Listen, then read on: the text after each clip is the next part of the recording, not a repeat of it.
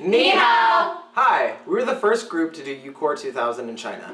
The purpose of our trip was to see globalization firsthand in another country. Globalization is the interaction and integration of the people, companies, and governments of all nations. Each of us saw globalization in different areas such as historical sites, Language, Travel, culture, Food. architecture. Hope you enjoy! While we were in China, we experienced many different modes of transportation. We arrived in the Beijing airport, which had recently been redone for the 2008 Olympics. From there, we rode on subways, buses, taxis, and vans. And the trip never felt lonely, because it didn't matter where we were, there was always a huge amount of people along for the journey with us. All these modes of transportation were packed with people getting from place to place. But along with the phenomenal transportation they have in China, they also have many bikes, cars, and mopeds. Many people who don't walk, drive without traffic rules, but more like traffic suggestions.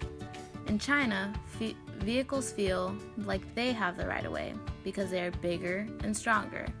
And as a pedestrian, although it says you can walk, you definitely need to look out for vehicles who decide to go anyway. We were lucky enough to see many different locations of importance, all which included many, many stairs. Our record of flights climbed in one day was 124. And in one day, we took 35,279 steps. Working out every day was a thing in China. We saw many dogs, some in baby carriages, others roaming the parks. Along with all we saw, we also rode on the bullet train, an underwater subway, and a boat. This experience has left us seeing firsthand how population, trade, and globalization have affected the transportation in China. 大家好，今天我会教你们一些中文。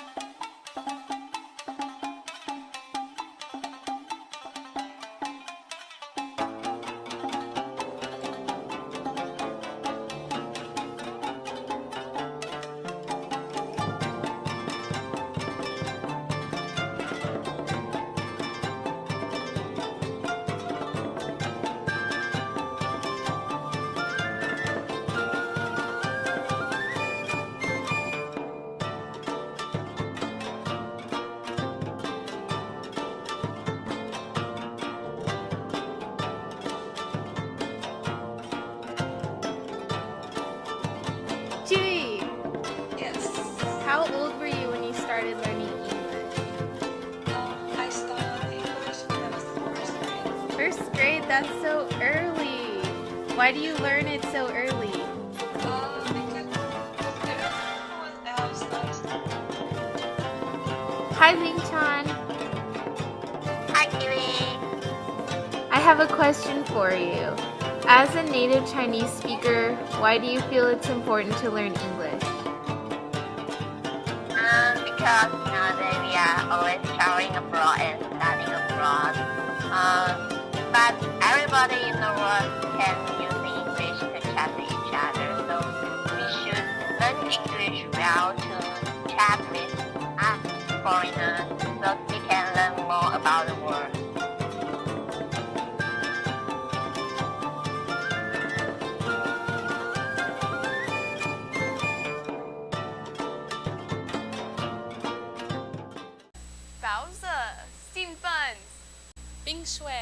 ice water.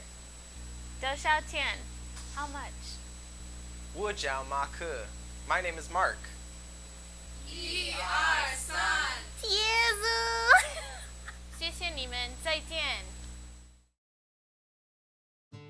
One of my favorite parts about UCOR2000 in China was just the sheer amount of amazing architecture that we got to see and touch and explore, experience. Like, it was the coolest thing ever. So we started out our trip at this place called the Forbidden City, and if you don't know what that is, it's basically like in the ancient times they had this giant area where the emperor and all the royal officials would sit and oversee the city, and it was closed off to the common people. But now it's mainly like kind of a tourist attraction, and so it's just in the middle of like a giant modern city. So the contrast between old and new is so great and so beautiful. After that, we went to amazing historical and cultural sites like the Great Wall of China, elite universities. We went to a couple of those, the Yellow Crane Tower. And what I noticed while I was there was that they're all so distinctive of themselves and so different from one another, but they're all a part of China, and they reflect the different eras in the progress of globalization through their architecture. One of the largest public squares in the world is the Forbidden City. It is located in the center of Beijing, and it served as a Chinese imperial palace from the Ming to the end of the Qing dynasty. It served as the home for emperors and a political center for 500 years. The Temple of Heaven was built for ceremonies which the emperor would pray to the heavens for good harvest. The Summer Palace is the largest and most well-preserved park in China, and it is known for its beautiful landscapes and its majestic views. The Yellow Crane Tower is a significant historical site in Wuhan. It was a watchtower for military protection, and this tower has been destroyed and rebuilt 7 times throughout the Ming and Qing dynasties. It was really fascinating to see the exhibit of all the different replicas of the previous towers. The Hangtao foreign concessions can be appreciated for its late 19th century history through its historic buildings by the West and inspired by Western models. There are 5 foreign concessions, and those are Russia, Germany, Japan, France, and the UK. Hangzhou was opened as the largest treaty port of inland China. All these historical sites continue to spread the globalization of China by others around the world. Others are able to gain a better understanding of the Chinese culture. There is cultural integration as each country is becoming more familiar with the history through the Chinese historical sites. One thing I noticed about the food was how it differed from province to province. The food is much different in Beijing than it was in Wuhan, because the best chefs were all in Beijing when the emperor lived there. Wuhan has a lot more vegetables, and I feel like the food is more spicy there, and that's because Wuhan is more of an agricultural center.